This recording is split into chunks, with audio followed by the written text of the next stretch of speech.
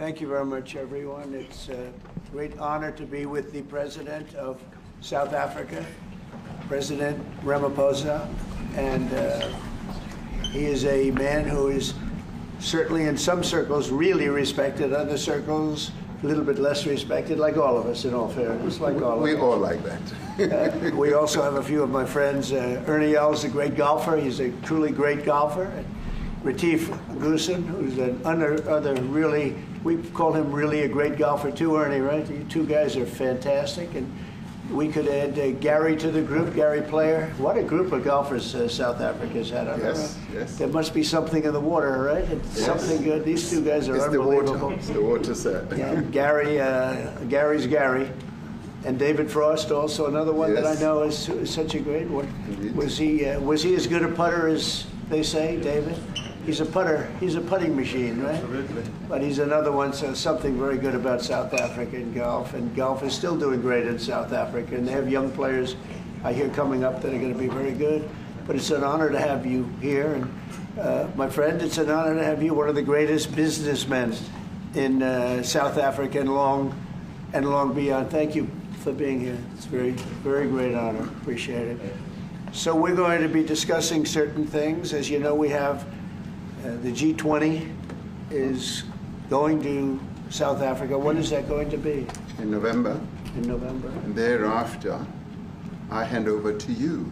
And yes, we have it next. You originated the G20, so I'll hand over the baton to you, right. And then you lead the G20 in the world. We're going to have it the following year. Yeah. So we'll be discussing many things, and some of the things you've been reading about in the papers and the media. And I would say that, look, the president is a truly respected man in many, many circles, and in some circles he's considered a little controversial. But we're going to be discussing some of the things that are taking place in South Africa and see if we can help. And we want to help. And we've had a long relationship with South Africa. I have, because indirectly I have so many friends that live there. I have a lot of friends. I mean, these are famous guys, but I have a lot of friends that live there that are tremendous people. And we'll be discussing that. We'll have a nice conversation. And I really appreciate that you guys came along. It really helps us in our thought process. But it is a great honor to have you, and I appreciate you called. He called. I don't know where he got my number, but I picked up. He said, I want to come over and see you. And that was my honor, and thank you very much for being here. You're most welcome. Thank you very much. Well, thank you very much for welcoming us to this reformed White House. I've been here before, and it looks really fantastic. I must congratulate you. Thank you. But I also thank you for allowing our delegation. This is a very mixed delegation that you've got. We've got people from government, my ministers. I've got someone from the trade union movement who we really collaborate with, and from business as well, and our sporting legends. When I spoke to you, you said, yes, come along and bring Gary Player, bring Ernie Els and Retief Goosen. I brought the two of them. Gary Player, I spoke to him, and he said, look, I'm getting rather on in my years, but wishes us luck in this discussion with you. So it's a real joy, and I'd also like to thank you for allowing your people to start discussions with us at the trade level. I mean, we are essentially here to reset the relationship between the United States and South Africa. We are long-standing partners in many, many ways. We've collaborated in many fields, in space issues, in energy, and in trade, and we therefore need to reset that, particularly in the light of some of the announcements that you made on trade and investment. So we want to advance more trade between the two of us, two countries, and our people now have been empowered by yourself and by myself to start engaging, and we hope that we will be able to fuel that engagement during our talks. And we also want to discuss issues that have to do with how we promote further investments in both countries. We've got about 22 companies from South Africa that have invested in the US, thus creating a number of jobs. And similarly, you've got almost 600 companies that have invested in South Africa, and some of them have been in South Africa for more than 100 years. That's true. So our links are really long-lasting, and we would like to recalibrate those relations between our two countries and discuss a whole range of issues, geopolitical, the work that you're doing to bring peace around the world, in Ukraine and in the Middle East. So we value that, and we are also a great contributor to peace processes that are going on around the world. And of course, we want to discuss how we can support each other.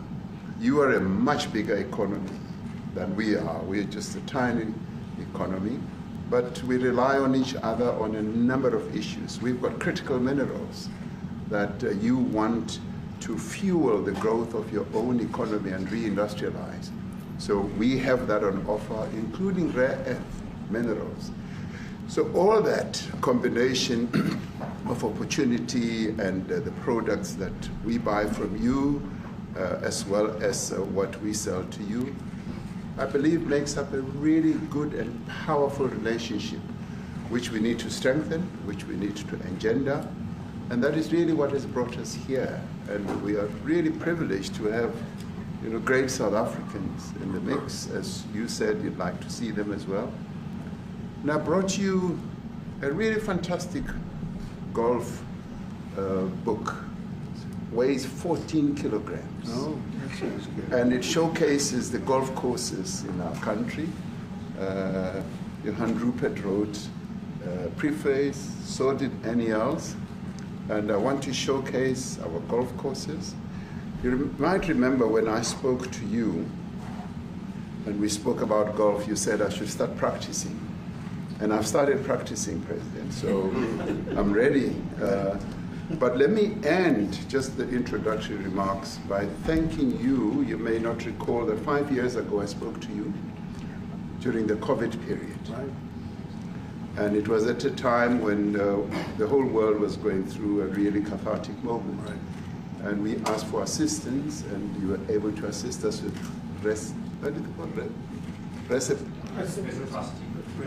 respirators, and you kept to your word, and you delivered respirators to us. We didn't have as many in our country, and it really helped to help us deal with COVID. So I'm here also to say thank you and to thank the people of America for having helped us during a really difficult time. Being the small economy that we are, we needed help from around the world. And you were there to provide that. So thank you very much. I remember the call. That. Yeah. We sent 150 respirators. We became the respirator king. We started making them. Nobody had them.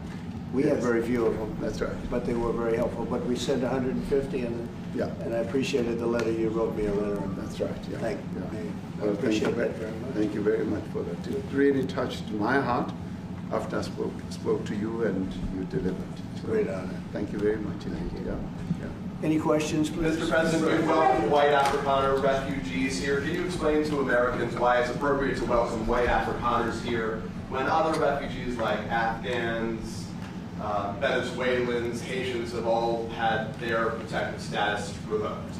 Well, this is a group, NBC, that is truly fake news. They ask a lot of questions in a very pointed way. They're not questions, they're statements.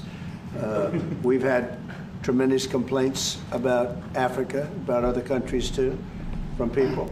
They say there's a lot of bad things going on in Africa, and that's what we're going to be discussing today. When you say we don't take others, all you have to do is take a look at the southern border. We let 21 million people come through our border, totally unchecked, totally unvetted. They came from all over the world. In many cases, they're criminals. They come from prisons. They come from mental institutions. They come from street gangs. They're drug dealers. So don't say that we didn't take them. We take them. We're trying to get them out as fast as we can. And we're doing record business on that. And we just won a big case where we're allowed to send back hundreds of criminals to Venezuela. Just won that today in the Supreme Court. I'm happy to hear. But we do have a lot of people very concerned with regard to South Africa, and that's really the purpose of the meeting, and we'll see how that turns out. But we have many people that feel they're being persecuted, and they're coming to the United States. So we take from many locations if we feel there's persecution or genocide going on. And we had a lot of people. I must tell you, Mr. President, we have had a tremendous number of people, especially since they've seen this.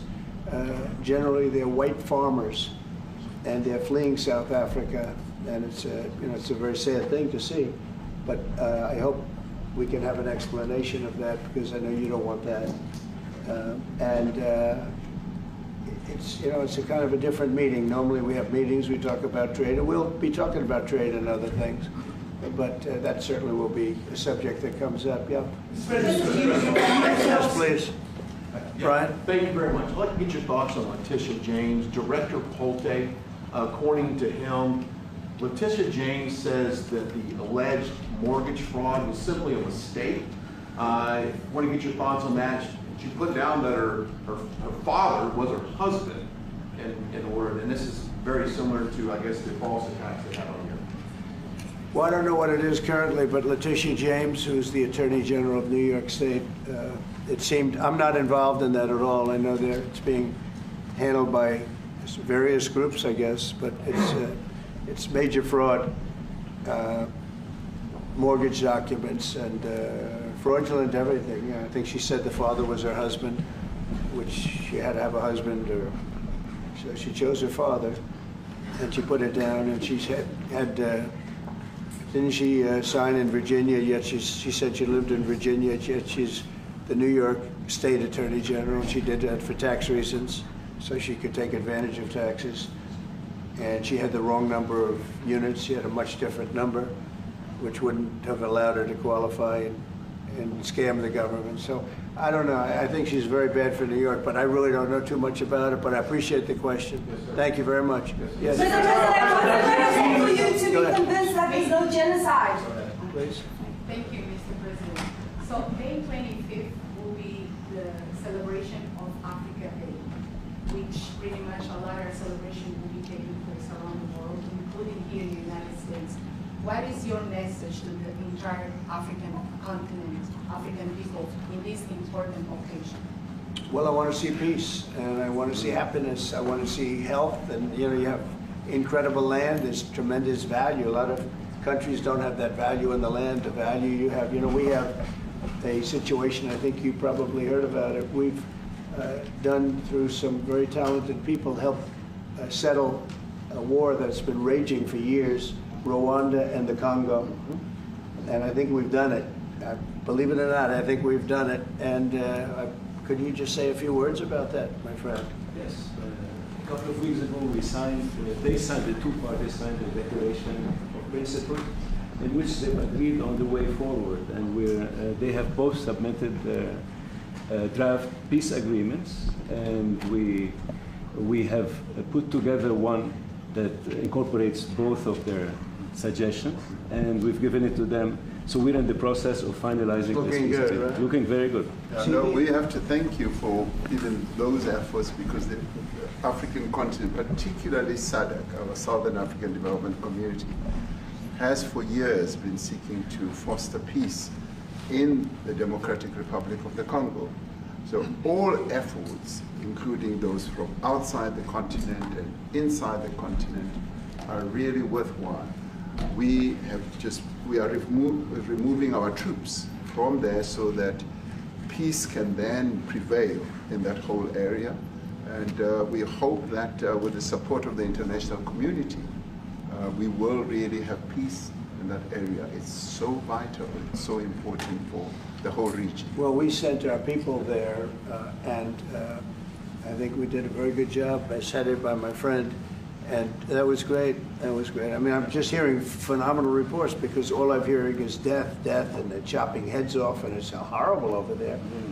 And it was really brave of you to go there, and I really appreciate it. And it looks like we have something very, very substantial. We also talked about trade with them in terms of rare earth and all, but really more for it's like if you take a look at what we just did with Pakistan and India, we settled that whole thing, and I think I settled it through trade. We're doing a big deal with India, we're doing a big deal with Pakistan, and they said, what are you guys doing? You know, somebody had to be the last one to shoot. But the shooting was getting worse and worse, bigger and bigger, deeper and deeper into the countries. And we spoke to them, and I think you know, I hate to say we got it settled, and then 2 days later, something happens, and they say it's Trump's fault. But Pakistan has got some excellent people and some really good, a great leader. And India is my friend, Modi. Modi? And he's a mutual friend? Yeah, he's a great guy. And I called them both, and we just did something good. We're trying to settle Russia, Ukraine. Spoke with President Putin for 2.5 hours the day before yesterday. I think we made a lot of progress, but that's a bloodbath. 5,000 people are being killed a week, 5,000 soldiers a week, not including people in cities and towns that are also being killed. So we're trying to help. And it doesn't affect us. It's not our people. It's not our soldiers. It's Ukraine and it's Russia. But if we can save 5,000 souls, we'll do it. You know, we're pretty good at it. But that's a bad situation. That is a really bad situation. Well, you'd recall when President Zelensky was coming to South Africa, that's when I spoke to you. That's right. We both agreed that we need to push the peace message so that there can really be peace. And we've been involved in the Ukraine-Russia conflict for quite a while. Through my Minister of State Security here, we've been dealing with them, the exchange of children who were taken away, going through names and addresses and all that. So we've been invested in that whole process as well. And the moves that you're making are fully supported by us because we would like to see the end of that war. That's true. I called Zelensky and they said, he's in South Africa. I said, what the hell is he doing in South Africa? He was talking to us. We got this one. That's a strange one. I said, what are you doing in South Africa? Yes. That's a strange one. He's trying to make peace.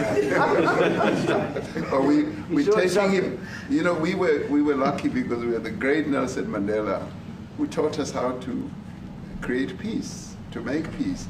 So we were imparting some of those lessons to him, some of those learnings, and I specifically mentioned to him that this is how Nelson Mandela taught us that when you want to have a peace in a country, do it on an unconditional basis and sit down and talk. And that's precisely what I'm sure he's going to heed. Well, we're going to see what happens with that one. It's there's a lot of hatred. Yeah. There's a lot of death. It's a bloodbath. It is. I get unfortunately. I get the satellite pictures of that field, of that killing field. You never saw anything like it in your life. It's horrible. It's a horrible thing that goes on, but I think we've made big progress. Yeah, please, go ahead. Thank you, Mr. President. No, not you. Right here. He's from South Africa. Go ahead, please. What are you expecting on the ICJ case? Are you expecting South Africa to drop that? Is that what you're trying to do? On which case? The ICJ The International case is Criminal Justice. International Criminal Court. I don't expect anything, to be honest. I really don't. I don't know. It's they've got a case. There's a lot of anger there, tremendous anger. I don't expect anything. We'll see what happens. We'll have a ruling, and who knows what the ruling is going to mean.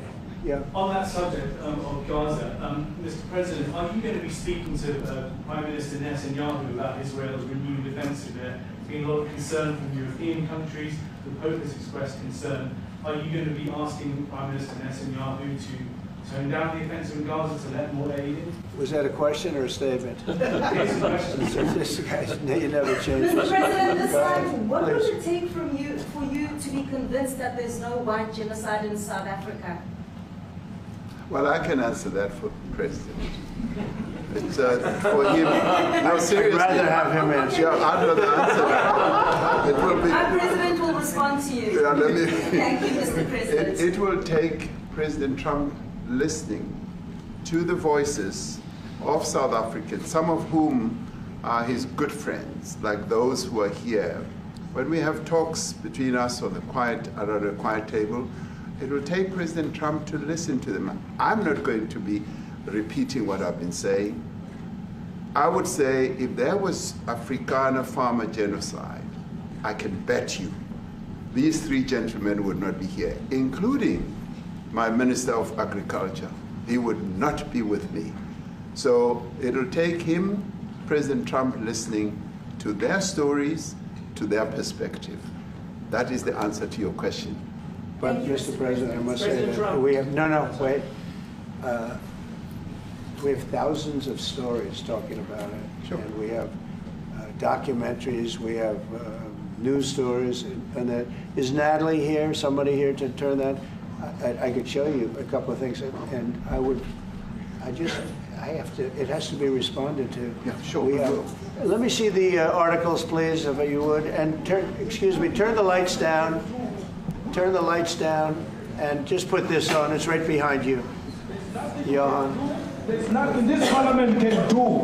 With or without you, people are going to occupy land. We require no permission from you, from the president, from no one.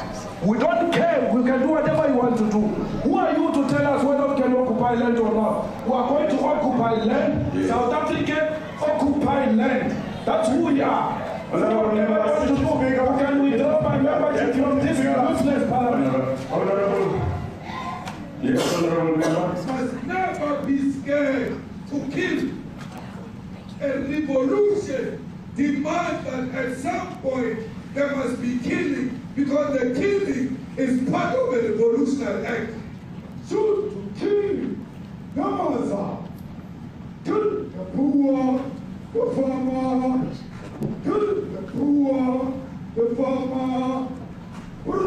Pa, pa.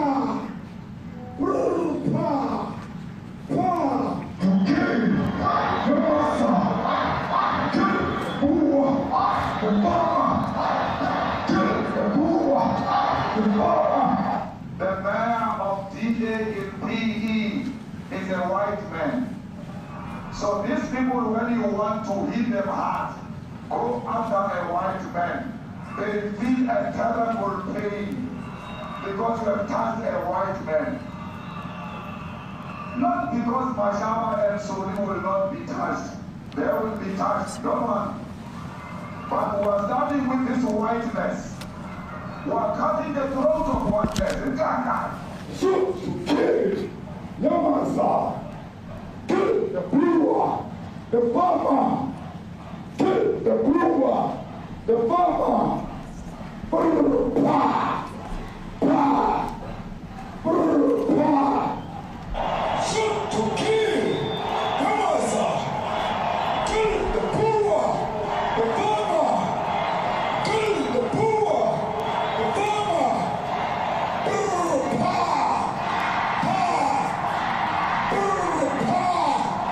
Pa, I don't know what's going to happen in the future. I'm saying you was not called for the killing of white people, at least for now. I can't guarantee the future. Yeah, but I mean, you understand somebody watching that, especially as it gets shared on Twitter, they freak out. It sounds like a genocidal.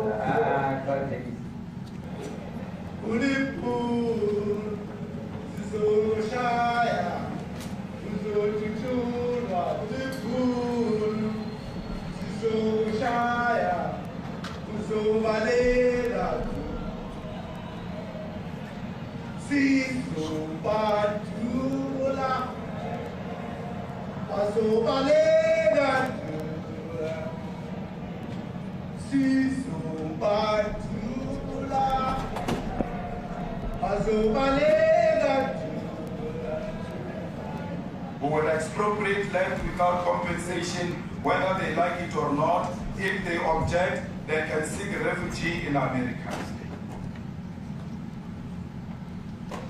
Now this is very bad. These are burial sites right here. Burial sites. Over 1,000 of white farmers, and those cars are lined up to pay love on a Sunday morning. Each one of those white things you see is a cross. And There's approximately 1,000 of them. They're all white farmers, the family of white farmers. And those cars aren't driving. They're stopped there to pay respects to their family member who was killed. And it's a terrible sight. I've never seen anything like it. Both sides of the road, you have crosses.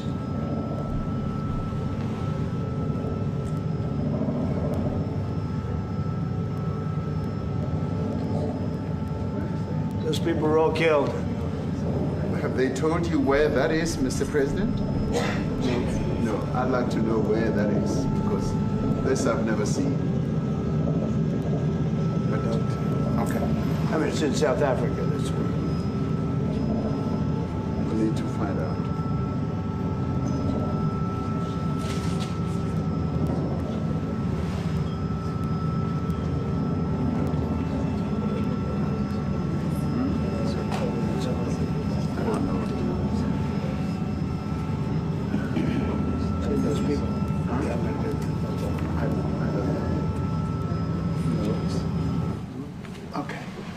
Mr. President, the Pentagon announced that it would be accepting a Qatari jet to be used as Air Force One. What are you talking about? What are you talking about? You know, you ought to get out of here. What does this have to do with the Qatari jet? They're giving the United States Air Force a jet, okay? And it's a great thing. We're talking about a lot of other things. It's NBC trying to get off the subject of what you just saw. You are a real, you're a terrible reporter. Number one, you don't have what it takes to be a reporter. You're not smart enough. But for you to go into a subject about a jet that was given to the United States Air Force, which is a very nice thing, they also gave $5.1 trillion worth of investment in addition to the jet. Go back, you ought to go back to your studio at NBC, because Brian Roberts and the people that run that place, they ought to be investigated. They are so terrible the way you run that network, and you're a disgrace. No more questions from you. Go ahead. Go ahead, talk about that. His name is Peter something. He's a terrible reporter. Quiet. That's my question now. Let's go. Thank you so much. President Trump, Anna Pizzazzo from ENCA in South Africa. Thank you very much. Thank you very much, Steve. What would you like President Ramaphosa to do about the situation that we've just seen on the screen? I don't know. Look, these are articles over the last few days. Death of people. Death.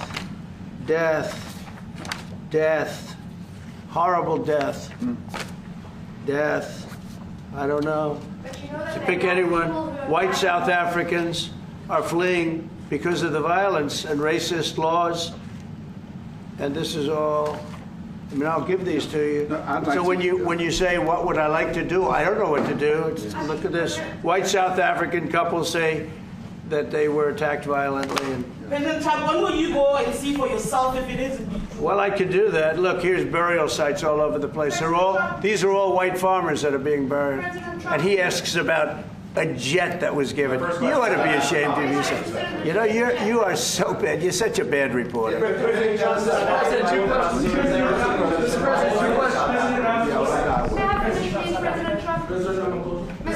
This is one after another. This family was wiped out. I'm just looking. Can we get a report from President Ramaphosa? Give us your reaction to those videos, Mr. President. Yes, I want reaction. Well, I think the videos are so. No. When you look at the videos, I mean, how does it get worse? And these are people that are officials, and they're saying that kill the white farmer and take their land. That's what. And I have other friends in South Africa. I have people that left.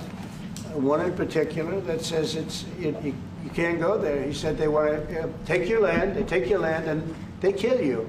It's okay, and they say it's okay to do. Now we're going to talk about it. But this is a tremendous look. This is a story recent. These are all people that recently got killed. Yeah. And I don't know how it can get any worse. These are and you know, the men that you saw, the people that you saw in that movie, those are officials. Those are people that were in office. They had one march, they had a dance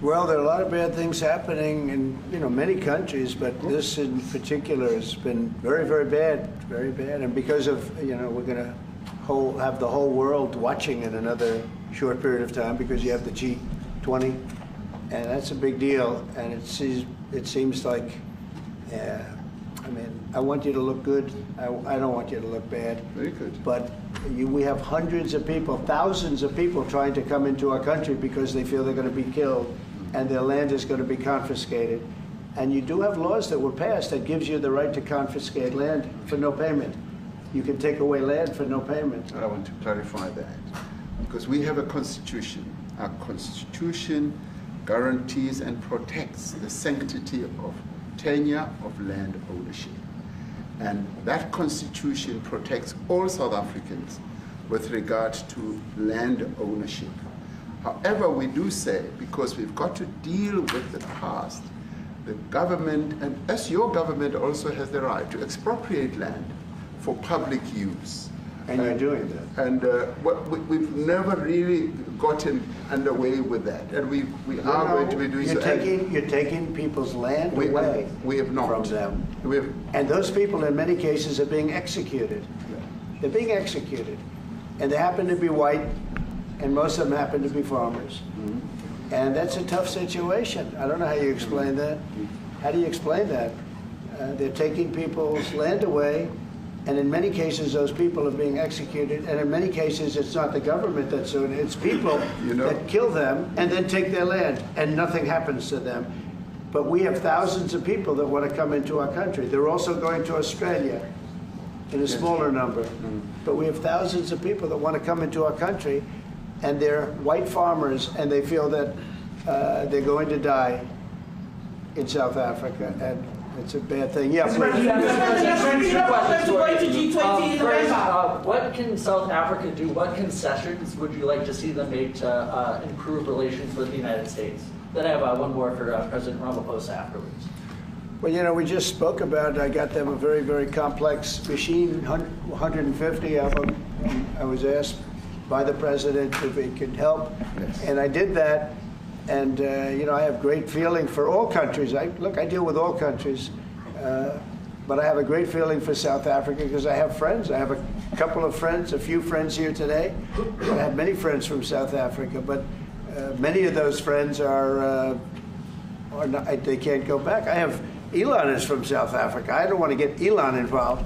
That's all I have to do, get him into another thing. But Elon happens to be from South Africa. This is what Elon wanted. He actually came here on a different subject, sending rockets to Mars, okay? Yes. He likes that better. He likes that subject better. That's right. But Elon is from South Africa, and I don't want to talk to him about that. I don't think it's fair to him. That's right. But I will say that people are fleeing South Africa for their own safety. Their land is being confiscated, and in many cases they're being killed. And that scene of, you see how many crosses they have. Those crosses, that's a dead person in every one of them. And those trucks or cars are paying their respects to all of those dead people on a Sunday morning. That's a rough thing to explain away. And the problem we have, and the way, a correct and a fair media exposes things. But we have a very corrupt media. They won't even report this. If this were the other way around, it would be the biggest story. Now, I will say apartheid, terrible. That was the biggest story. That was reported all the time. This is sort of the opposite of apartheid. What's happening now is never reported. Nobody knows about it. All we know is we're being inundated with people, with white farmers from South Africa. And it's a big problem. Marco Rubio was telling me he's never seen anything like it. The numbers of people that want to leave South Africa because they feel they're going to be dead very soon. Yes, please. I was going to say, Brian, go. If I could just ask you a question. 72% of farmers in your country are white. If they flee, do you feel that maybe the economy could collapse? You may not have a gap to fill in those people that need to replace those farmers. I'd like my Minister of Agriculture, who is white, who comes from an opposition party to mine, who's joined my government at my invitation to address this very issue, including the question that you've just raised. John? Thank you very much, Mr. President. Yeah. Mr. President, thank you for welcoming us to the White House. I would say we have a rural safety problem in South Africa. I don't think anyone wants to candy coat that. And it requires a lot of effort to get on top of it. It's going to require more policing resources. It's going to require different strategy to be able to deal with it. But certainly the majority of South Africa's commercial and smallholder farmers really do want to stay in South Africa and make it work. And I've just come from the largest agricultural show in the Southern Hemisphere with organized agriculture and farmers, and the majority of them want to stay. But they too there have a memorial to those who've died as a result of farm attacks. And as the Minister of Agriculture, it is something that I'm particularly exercised with my colleagues at police and my colleagues in the justice cluster to start making farm attacks and stock theft a priority crime. And it affects all farmers in South Africa, particularly stock theft. It has a disproportionate effect on smallholder black farmers. I also want to just say this, that the two individuals that are in that video that you've seen are both leaders of opposition minority parties in South Africa. Mkhonto weSizwe under Mr. Zuma and the economic freedom fighters under Mr. Malema. Now the reason that my party, the Democratic Alliance, which has been an opposition party for over 30 years, chose to join hands with Mr. Ramaphosa's party was precisely to keep those people out of power.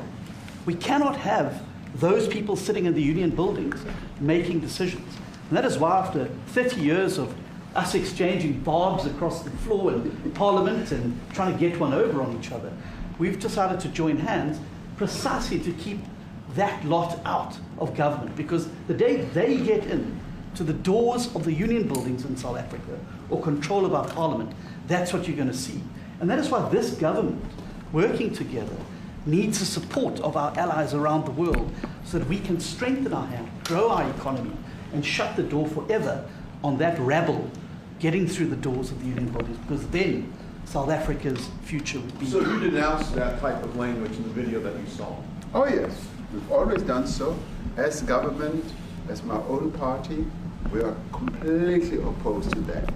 We, in 1955, adopted a document which said South Africa belongs to all who live in it. But why wouldn't you arrest that man? That man said, kill the white farmers, kill the white farmers. And then he danced, and he's dancing, and it's kill the white farmers. I think, I'm not sure, but I think if somebody got up in Parliament and started saying, kill a certain group of people, he would be arrested very quickly. That man is going all over South Africa. And that's not a small party. That was a stadium that holds 100,000 people, and I hardly saw an empty seat.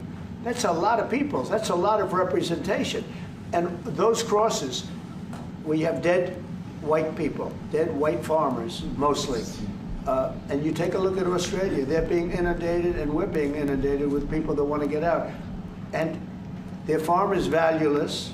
It's valueless. And they just want to get out with their life. And this is a very serious situation. And if we had a real news or real press or media, we don't have that because they won't talk about this because they're all guys like that idiot. But if we had a real press, it would be exposed. And you know, the beauty of exposing it is it's like a cleansing action. When it gets exposed, it'll get fixed. That's when it'll get fixed. But people don't talk about it. And I'll tell you who's talking about the thousands of people that are fleeing South Africa right now. Will you discuss USAID and the devastating impact the cuts are having across the African continent? Yeah, well, it's devastating, and hopefully a lot of people are going to start spending a lot of money. And I've talked to other nations. We want them to chip in and spend money too. And we've spent a lot. And it's a tremendous problem going on in many countries. A lot of problems going on. The United States always gets the request for money. Nobody else helps, as you know. Europe doesn't help. Europe hasn't given anything. All they do is sue our companies. You know, they sue Apple, and they sue all of our companies. Apple had to pay $17 billion on a nonsense lawsuit. Very unfair. But we're going to always be there to help. The Afrikaner should rise to South African broadcasting. If this Afrikaner resettlement issue is resolved, we're going to go into a room after this, you guys are going to talk. If it is resolved, what is the potential for the future-looking relationship between the United States? It's got to be resolved. It should be resolved. It's a little bit bad when you see a stadium with 100,000 people in it, because that means it's more than just a little movement. It's a pretty big movement in South Africa. So it has to be resolved. It'll be the end of the country if it's not. But is there potential for the relationship moving forward? I hope so. That's why I'm here. I'm not here for my health. I'm here to see what it is. No, I'd like to see. I have friends. I can tell you, Ernie Els and Retief Goosen, they feel so strongly they wanted to be here on behalf of South Africa, not on behalf of me. Yes. And, they said, can we be here for this? Because they love the country. Ernie, do you guys want to say a couple of words? I hate to put you in this. This is tougher than sinking a 3-footer. And they've sank many 3-footers. Thank you, Mr. President. And thanks for the honor of being here. We've known each other a long time. We have spoken. We're proud South Africans. I still have my South African passport. We travel with this passport, and I got my visa here. So, but we want to see things get better in our home country. That's the bottom line. It's been 35 years since the transition. President Ramaphosa was right in the middle of the transition time in 1990 and before that. So it's been 35 years of ANC government, and I know there's a lot of anger, through the transition. There was also a lot of stuff happening in the apartheid days. We grew up in the apartheid era, but I don't think two wrongs makes a right. President Mandela, when he came out of prison for all that time, didn't come out with hatred, and really unified our nation through sport. We won the Rugby World Cup in '95. 4 times. We won the African Nations Cup, soccer. We won some majors as golfers and so forth. So what I'm trying to say is, this has been a long time coming. That's why we really wanted to meet you, meet the administration, and see our way forward, because we still want to see our country flourish. We've got some great things going on. Business is getting involved with government. Farmers are getting involved in local municipalities, trying to rebuild some of the infrastructure that's been decaying for a long time. So there's a lot of coexistence going on and help from a lot of areas. But I feel we need the U.S. To push this thing through. We've got a great ally if we can have the U.S. It's always been an ally of South Africa for a very long time. Even in the days of the war, up in Angola, you guys helped us. So very important for us to have your support and get the change we need. Where did you do that well? You might have done that even better than he plays golf, which is almost impossible. Johan, please. Sorry, Mr. President, if you had to wind all of those tapes properly, you will see I'm the biggest target of that rabble-rouser. Number one for over 10 years, Mr. Malema. In fact, the first time I met him, he was in the youth league with that gentleman. And look how he's changed. Right. We have too many deaths, but it's across the board. It's not only white farmers, it's across the board. And we need technological help. We need Starlink at every little police station. We need drones. I actually got drones donated for the peace parks to stop elephant and rhino poaching. And his predecessor stopped the importation because he said the United States would spy on us. I mean, US basics, the ridicule. So if you can help us. Remember, sir, you and I lived in New York in the 70s. We never thought New York could be what it became. 2 commissioners, a tough mayor. We need your help to stop this awful killing. But it's across the board. Ernie is right now building a house in George. I'm building 3 cottages for my grandchildren on a farm outside Graaff-Reinet. I often go to bed without locking the door. And we have a serious problem with illegal aliens who stream across the border. And if you really look at our statistics, a lot of these murders, firstly it's unemployment and illegal aliens. And then I met Vice President Watts many years ago, the Charlie Rose show. My wife loved the book. And she reminded me this morning that you emphasized the devastation that occurs when big companies leave towns and cities, and there's a culture of dependency that develops. And I remember you discussing it. Now that's our problem. If we don't get our economy to grow, the culture of dependency and the lawlessness will increase. I've been against apartheid all my life, and I'm their #1 target. Please just Google my name and Malema. You'll see it, sir. He marched on the farm. But the crime is bad. The crime is terrible, sir, but Mr. Steenhuisen won't admit to it, but he runs the Western Cape, where I live. And the biggest murder rate is in the Cape Flats. Gangs. We've got gang warfare. Like your M33, what are these guys? We've got equivalents there. But we need your help, sir. And we need Elon technology. Well, one of the real areas of support is really in investments. We've got to grow our economy, because through growing the economy, we're then able to create more jobs.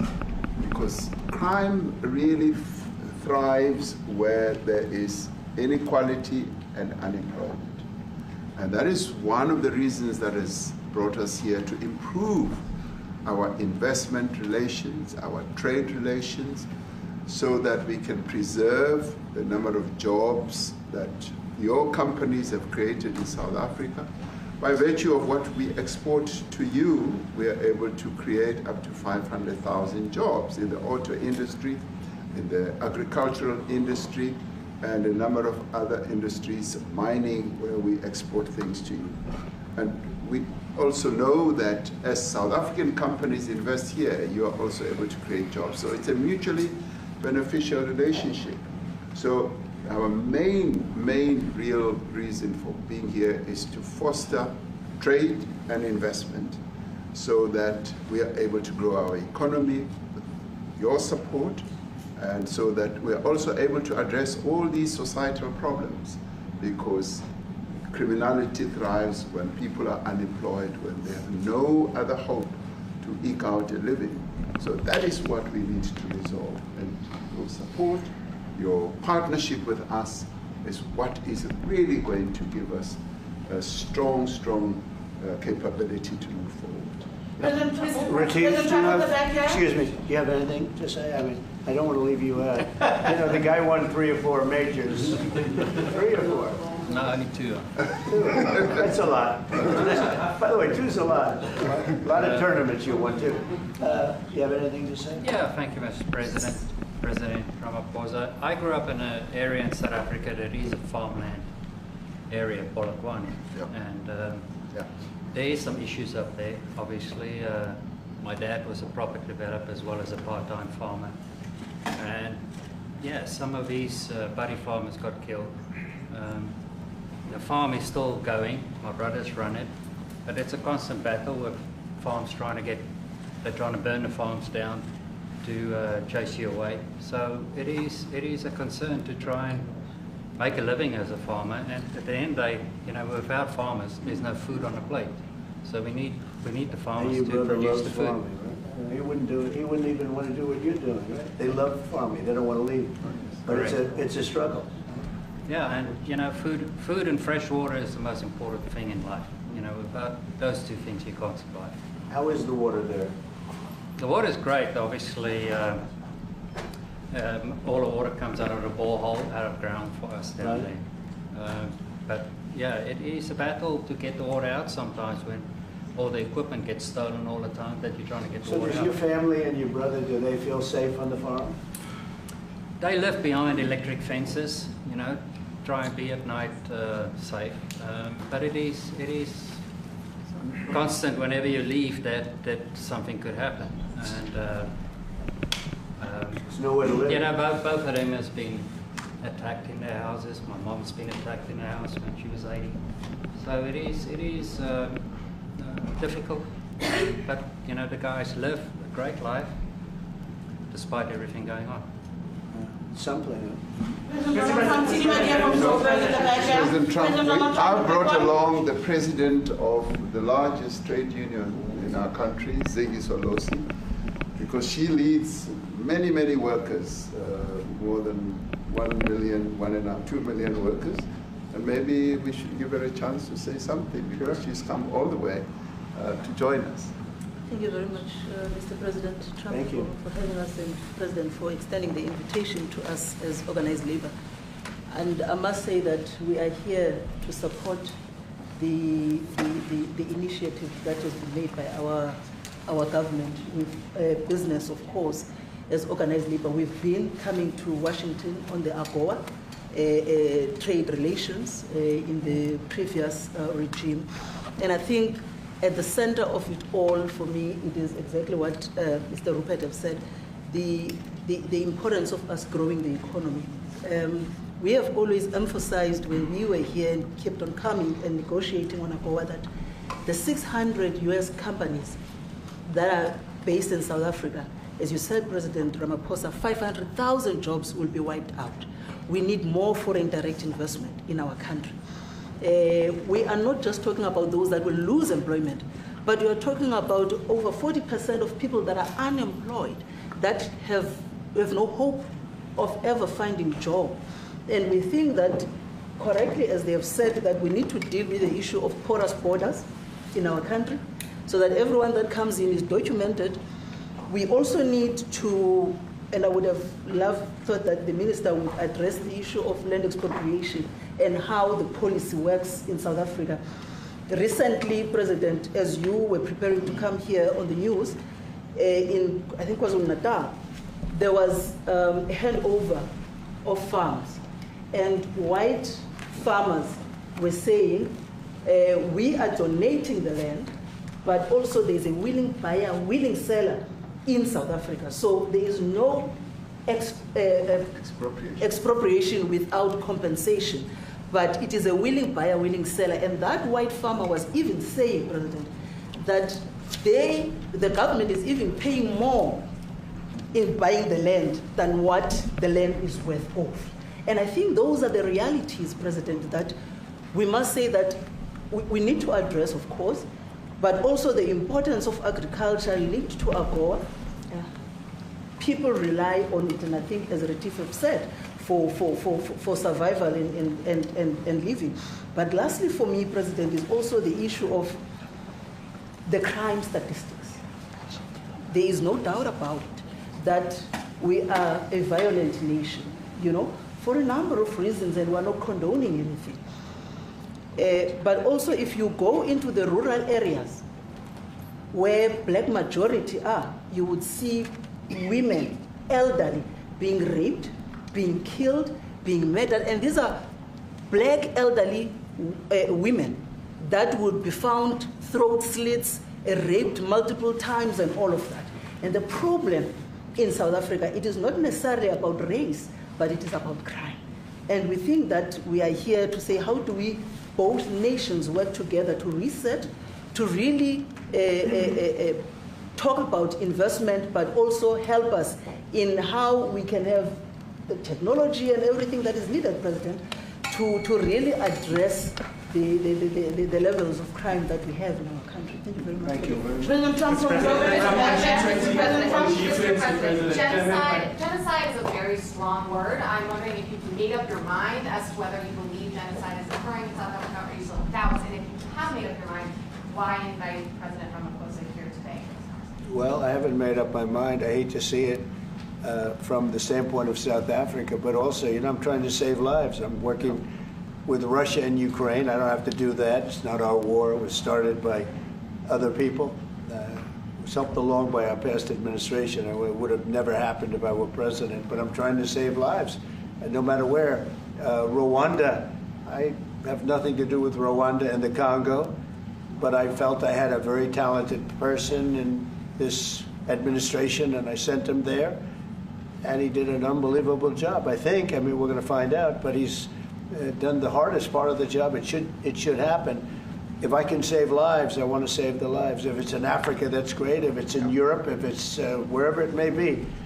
And it's a very small investment to do, believe me, compared to what the consequences are. So I hope we can do something. Look, I have so many friends. These two men, I have great admiration for them because I know what they do for a living. And that's a very hard living. Going from city to city, from country to country, and hitting a ball 350 yards like they do, and better than you and I. Getting the ball in the hole. It's a very tough, with lots of people watching, right? Yes, That's a very tough living. You know, they're champions. I respect champions, and I respect very much. And I think the country is very lucky. They really wanted to be here. That's true. They could be elsewhere. They could be on a beautiful fairway someplace, and they wanted to be here. I'm glad you brought So.